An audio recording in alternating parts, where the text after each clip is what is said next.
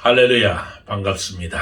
오늘 하나님의 말씀은 꽃 피우고 열매 맺자, 마가복음 7장 15절부터 21절의 말씀입니다. 어느 한 노인이 갑자기 염라대왕 앞에 불려갔습니다.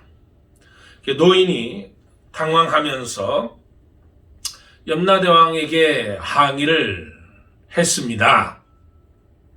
아니, 이렇게 갑자기 불려오면 나는 어떻게 하란 말이요? 내가 정리할 것도 있고 죽음에 대해 준비했다가 와야 하는데 예고라도 해 주어야지.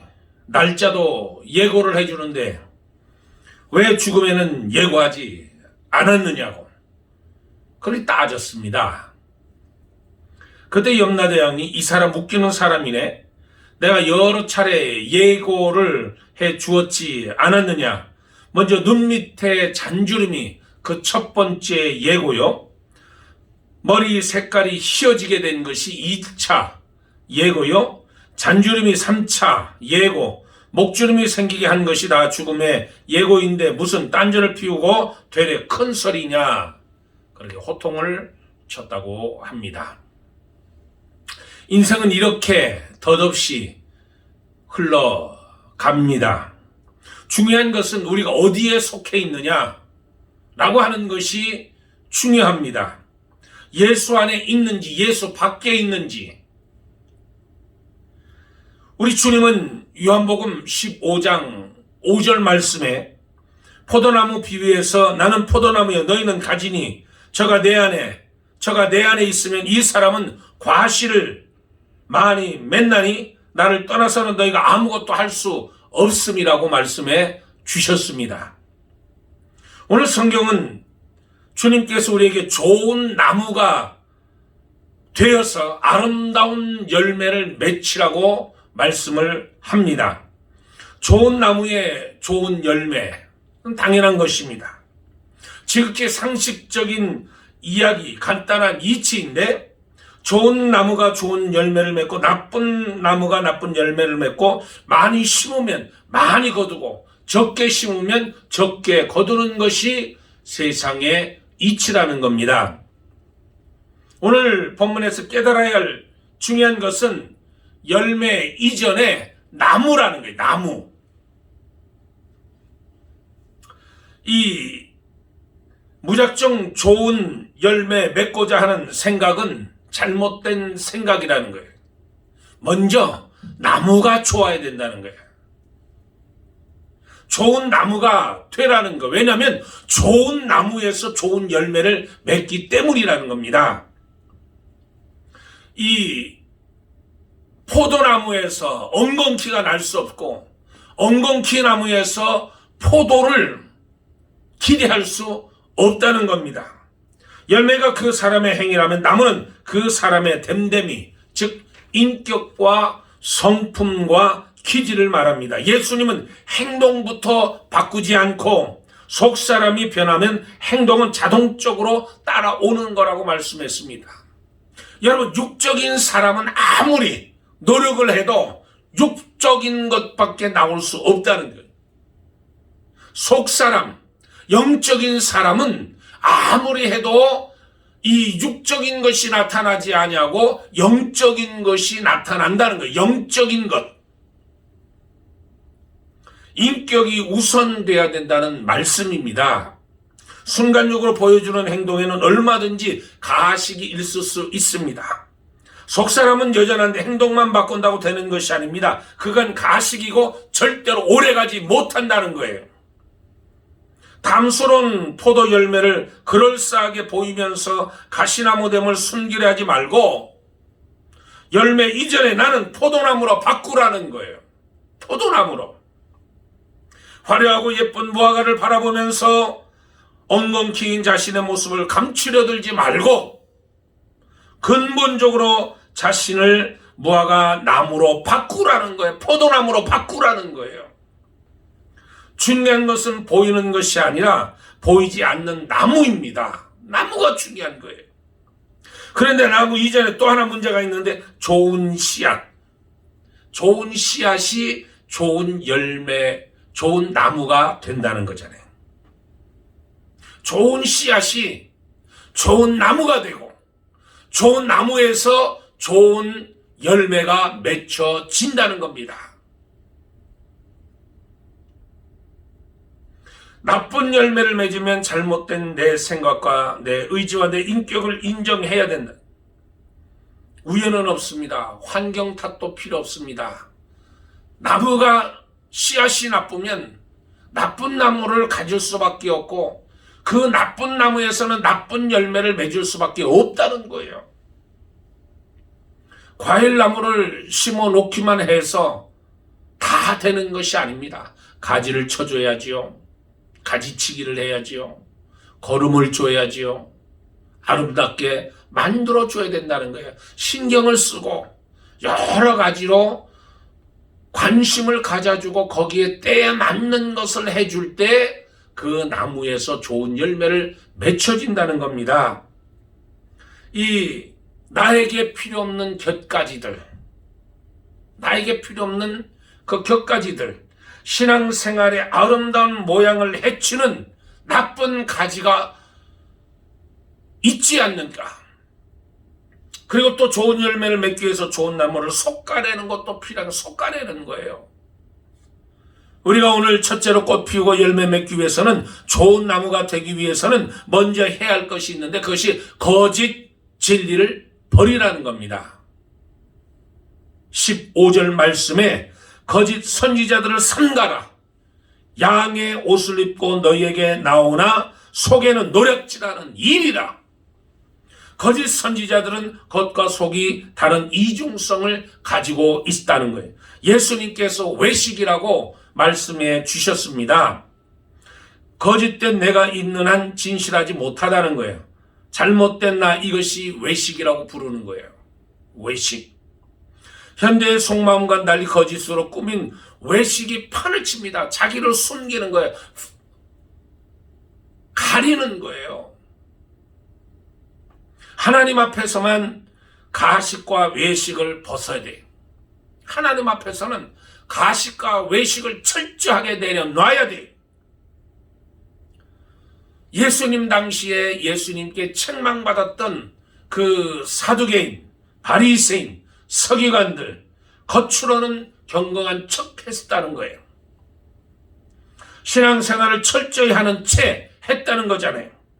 회당과 거리에서 나팔을 불며 구제했고 큰 거리에 어귀에 서서 기도했고 일에 2번씩 금식할 때는 얼굴을 숭하게 하고 슬픈 기색을 띠고 사람들에게 보이기 위함. 그러나 예수께서는 하나님께 영광을 돌리는 일에는 관심이 없었던 그들의 중심을 보시고 그들의 외식을 단호하게 책망하셨습니다. 화 있을진저 외식하는 서기관과 바리새인들이여. 우리의 모습은 어떨까요? 지금 나의 모습은 어떨까요? 외식을 벗어나야 합니다. 사람의 눈에 보이는 신앙이 돼서는 안 돼. 거짓의 옷을 벗는 순간 순전하게 된다는 거예요. 외식의 탈을 벗는 순간 거룩하게 된다는 겁니다. 위선을 벗는 순간 평안이 임하게 된다는 거예요. 주님은 가짜 많은 세상이기 때문에 성도들에게 먼저 거짓 선지자들을 삼가라고 말씀하시는 거예요. 거짓 선지자들을 삼가라. 본문은 거짓 선지자의 특징을 몇 가지 말씀해 주고 있습니다. 거짓 선지자의 가장 큰 특징은 하나님의 말씀, 그리고 하나님의 뜻, 바로 전하지 못하고 왜곡해서 전한다는 거예요. 예레미야 23장 16절에 만군의 여호와께서 이같이 말씀하시되 너희에게 예언하는 선지자들의 말을 듣지 말라. 그들은 너희에게 헛된 것을 가르치니 그들의 말한 묵시는 자기 마음으로 말미암은 것이요 여호와의 입에서 나온 것이 아니니라. 그러니까 거짓 선지자들은 자기 마음대로 하나님의 말씀을 왜곡하는 거예요. 거짓 사제들은 어떤 경우에는 예의 바르고 인간미가 넘치고 인정이 많고 성경에 대해서 해박하고 이론도 정연하고 설교도 잘하고 그 사람 설교에는 심리학도 사회학도 철학도 정치도 경제도 들어 있습니다. 또한 인권도 민주화도 인간화도 거기에 애국도 있고 거기에 통일도 있습니다. 그러나 거기에 없는 것이 하나 있어요. 그게 뭐냐면 하나님의 말씀이 없는 거예요. 하나님이 없는 거예요. 여러분 설교 말씀에 세상 모든 지식이 다 들어가 있다 할지라도 하나님의 말씀이 없으면 그건 가짜고 그건 거짓입니다. 하나님의 말씀이 있어야 돼요. 그런데 아무리 설교를 능통한다고 할지라도 언어에 타고난 재질이 있다고 할지라도 언어에 마술사라고 할지라도 그 말씀에 하나님의 말씀 예수 그리스도의 십자가의 복음 예수님의 죽으심 십자가 부활의 말씀이 없으면 가짜입니다. 거짓입니다. 하나님의 말씀이 빠졌어요. 예수 그리스도의 복음이 빠져 있어요. 십자가의 복음이 빠져 있어요. 거짓 선지자들은 예수의 구원도 부활도 재림도 이야기하지 않습니다. 그저 예수님은 사랑이시다. 억울한 자를 눌린 자를 위해서 오셨다. 원수를 사랑하라 이것만 가르칩니다. 기독교의 핵심 진리를 피해가는 거예요. 그들은 주님의 부활을 중요하게 보지 않습니다. 천국과 지옥도 설교하지 않습니다. 주님은 다시 오신다는 재림에 관해서도 관심이 없습니다. 거짓 선지자란 양식 신앙의 외식자, 잘못 교훈하는 자, 이단자, 진리의 회방자 같은 사람들이요. 그들의 진리를 거스르면서도 자신의 주장만이 옳다고 주장하는 거예요. 자신의 주장만이 옳다고 이야기하는 거예요. 거짓 선지자들의 특징은 겉과 속이 다른 이리라고 했습니다. 이리가 양의 탈을 쓴다고 해서 양으로 바뀌는 게 아니에요. 죽이고 빼앗고 멸망시키기 위해서 찾아오는 거예요. 또 물질을 탐하고 노략질합니다. 속에는 노략질하는 일이라. 여기 노략질은 이단의 특성입니다. 통일교도 그렇고 구원파도 그렇고 대순진리도 그렇고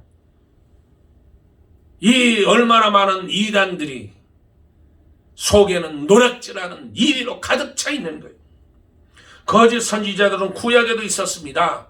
요한일서 4장 1절에 사랑하는 자들아 영을 다 믿지 말고 오직 영들이 하나님께 속하였나 시험하라. 많은 거짓 선지자가 세상에 나왔음이라고 했고 주님도 마태복음 24장 4절에 많은 적그리스도가 일어날 것이라고 말씀해 주셨습니다. 또 거짓 선지자들은 그 목적이 다릅니다. 목적이 달라요.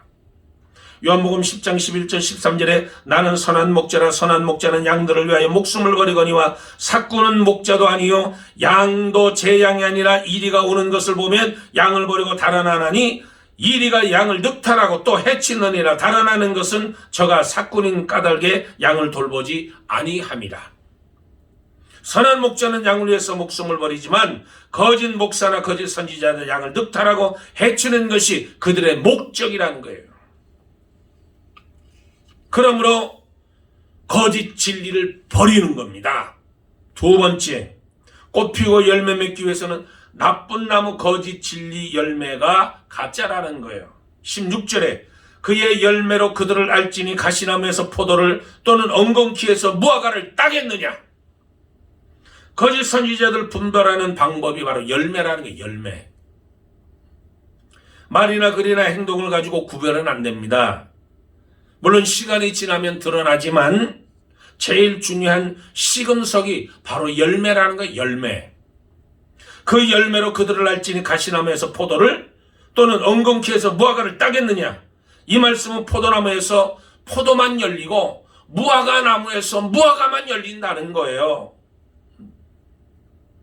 가시나무에서 포도를 딸 수 있습니까? 엉겅퀴에서 무화과를 딸 수 있습니까? 못 따요. 안 됩니다. 못합니다.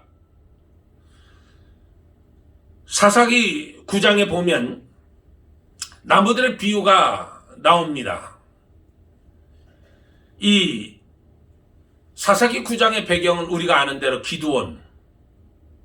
기드온의 아들인 요담이 세겜 사람들이 와서 외친 말인데, 이 요담은 왜 이러한 나무의 비유를 들어서 했을까요?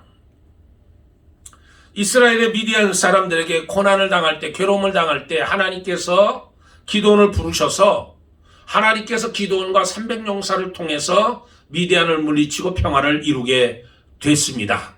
그런데 이 평화가 난 다음에 백성들이 기드온에게 찾아와서 왕이 되려고 요청합니다. 기드온은 거절합니다.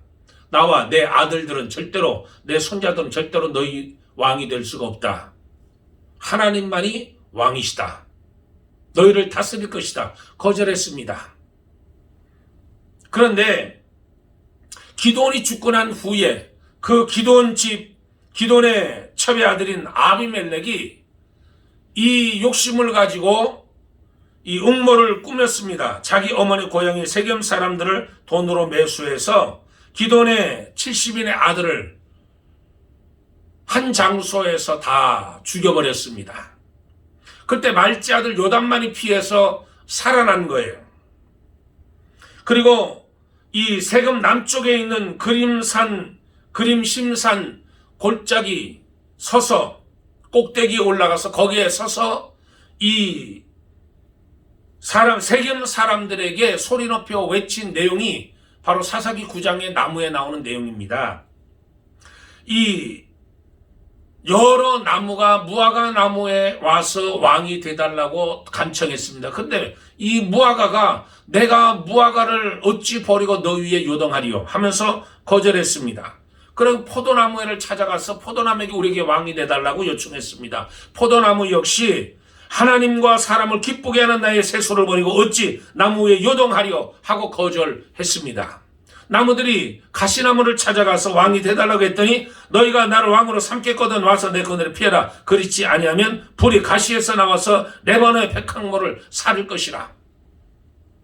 이 비유처럼 아비멜렉을 왕으로 삼았던 세겜 사람들은 나중에 아비멜렉의 손에 의해 진멸되었고 아비멜렉 역시 비참한 최후를 맞이하게 됐습니다. 거짓 선지자는 가시나무인데 가시나무가 사람을 죽이고 자기도 죽고 말았다는 거예요. 이 무화과나무와 포도나무는 이스라엘을 상징합니다. 참 진리의 열매. 거짓 선지자는 참 진리를 가르치지 아니하므로 참 진리의 열매를 맺을 수가 없다는 거예요. 거짓 선지자는 물질주의, 정욕주의, 세상주의, 인본주의로 나아가기 때문에 그러한 열매를 맺을 수가 없다는 거예요. 그러므로 저희 여러분은 이 나쁜 거짓 진리를 멀리하고 이 가짜라는 것을 깨닫고 참된 그리스도 안에 있어야 된다는 겁니다. 마지막 세 번째로 꽃 피우고 열매 맺기 위해서는 좋은 나무마다 좋은 열매를 맺고 못된 나무가 못된 열매를 맺는다는 것이 17절의 말씀입니다. 하나님은 열매를 보고 그 나무를 아십니다. 쉽게 말씀하면 하나님은 성도의 신앙 행위를 보고 신앙의 척도를 하나님께서 재신다는 거예요. 좋은 나무는 좋은 열매를 맺습니다. 나무는 그 나무 종류대로 열매를 맺게끔 되어 있다는 거예요. 하나님은 좋은 열매를 원하시기 때문에 좋은 열매, 좋은 나무가 되기를 저와 여러분에게 원하신다는 거예요. 자연은 진실하다는 거예요. 심는 대로 거둔다는 겁니다. 심는 대로. 내가 무엇을 심든지 그 심는 대로 거둔다는 거잖아요. 그러면 성도들은 아름다운 열매, 착한 열매, 좋은 열매를 맺어야 되는데 그 열매가 뭐냐면 이 성령의 열매를 맺어야 된다는 거예요. 갈라디아서 5장 22절부터 23절에 오직 성령의 열매는 사랑과 희락과 화평과 오래 참음과 자비와 양성과 충성과 온유와 절제 이 같은 것을 금할 법이 없느니라. 그러니까 하나님 안에서 성령의 열매, 하나님의 마음에 합당한 사람, 하나님의 말씀대로 사는 사람, 열매 맺고 꽃 피우는 사람이 누구냐면 성령의 열매가 있는 거예요. 9가지 성령의 열매가 주렁주렁 맺혀져 있는 사람. 그 사람은 성령의 지배받는 사람이라는 거예요. 반대로 성령의 열매와 반대되는 열매가 있습니다. 갈라디아서 5장 19절의 말씀에 보면 육체의 열매를 거두는 사람, 육체의 열매가 나타나는 사람, 그 육체의 열매가 뭐냐면 육체의 일은 현저하니 곧 음행과 더러운 것과 호색과 우생숭배와 술수와 원수 맺는 것과 분쟁과 시기와 분냄과 당짓는 것과 불리함과 이단과 투기와 술취함과 방탕함과 또 그와 같은 것들이라. 전에 너희에게 경계한 것 같이 경계하노니 이런 일을 하는 자들은 하나님의 나라를 유업을 받지 못할 자들이라고 말씀하고 있습니다. 여러분, 꽃 피우고 열매 맺는 신앙이 뭐냐면 좋은 나무에서 좋은 열매를 맺는다는 거예요. 좋은 열매에서 좋은 열매를 맺게 되는데 그 열매가 뭐냐면 성령의 9가지 열매입니다. 사랑과 희락과 혼과 화평과 온유와 절제, 양성, 충성 이런 것들을 줄줄이 맺는 거예요. 그 열매를 보고 그 나무를 안다는 거예요. 육체의 열매를 거두는 자, 음행과 더러운 것과 호색과 우생숭배, 술수, 원수 맺는 것, 분쟁, 시기, 분냄, 당짓는 것, 불리함, 이단, 투기, 술취함, 방탕함 이 같은 것들이라고 그랬어요. 담심을 심으면 도둑질을 거두게 되고 거짓을 심으면 거짓을 거두고 결국 망한다는 거잖아요. 망한다는 거예요. 입술의 열매, 찬양의 열매를 맺는 거예요. 히브리서 13장 15절에 그러므로 우리가 예수 그리스도로 말미암아 항상 찬미 제사를 하나님께 드리야 이는 그 이름의 증거 입술의 열매니라. 여러분, 성령의 9가지 열매뿐만 아니라 입술의 열매도 맺혀야 되는데 입술의 열매가 뭐냐면 찬양의 찬양. 하나님께 기도하는 입술이에요. 찬양하는 그 입술 얼마나 하나님이 기뻐 받아주시겠냐는, 얼마나 하나님이 이쁘게 보시겠냐는 거예요. 하나님을 찬양하고 하나님께 예배하고 하나님께 기도를 올려드리는 그 입술, 그 입술의 열매가 바로 꽃 피우는 열매입니다. 그 입술에서 불만, 불평, 원망, 시기, 질투가 튀어나오면 어찌 그 입술을 아름답다고 이야기하겠어요? 기독교 역사는 찬양의 역사라고 해도 과언이 아닙니다.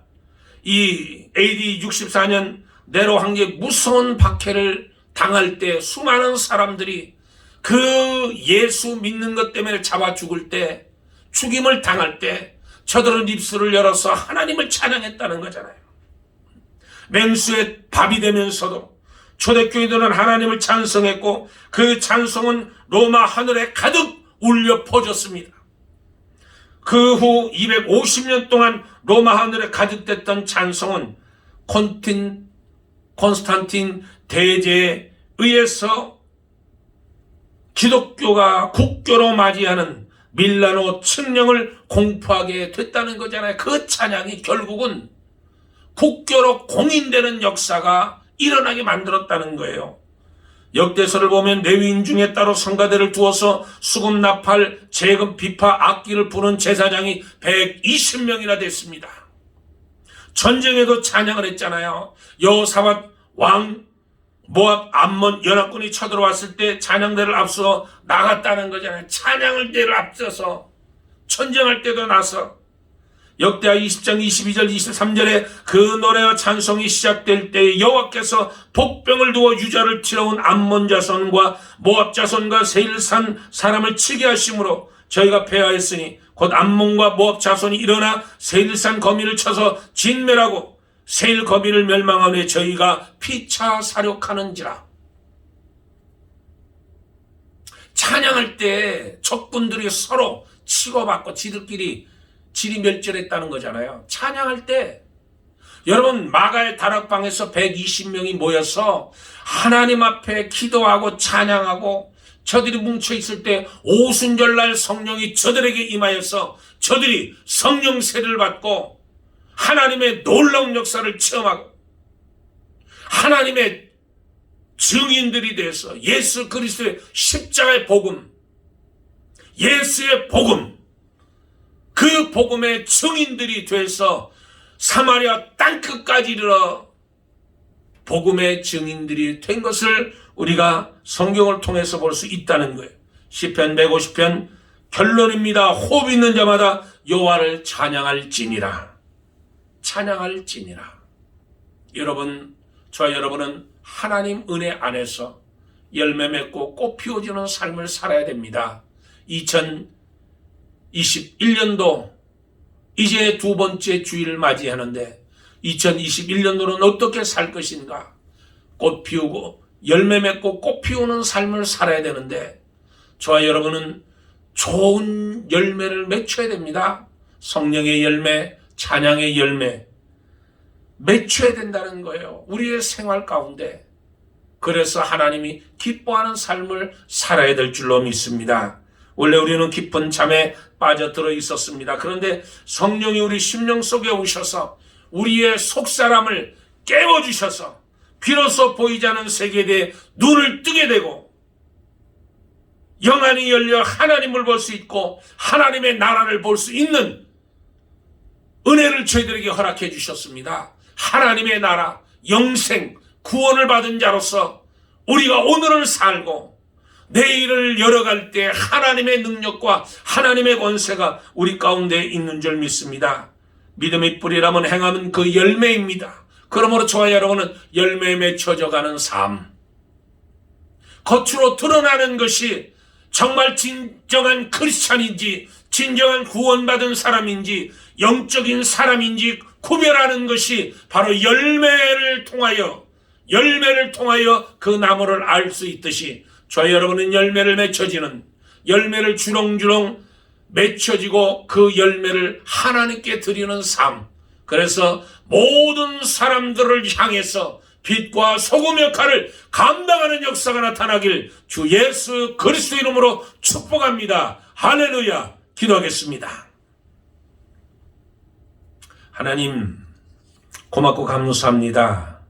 우리의 삶이 2021년도의 삶이, 한 해의 삶이 꽃 피우고 열매 맺는 삶을 살아가게 도와 주시옵소서. 하나님의 뜻대로 행하여 아름다운 열매를 맺는 참 행복한 성도들이 되기를 주의 이름으로 소원합니다. 하나님, 우리를 들어서 하나님께서 기쁘게 받아주시는 열매를 드리게 도와주시고 많은 사람들에게 하나님 영향을 미치는, 많은 사람들을 이끌어가는 놀라운 역사가 우리를 통해서 나타날 수 있도록 하나님 역사하여 주시옵소서.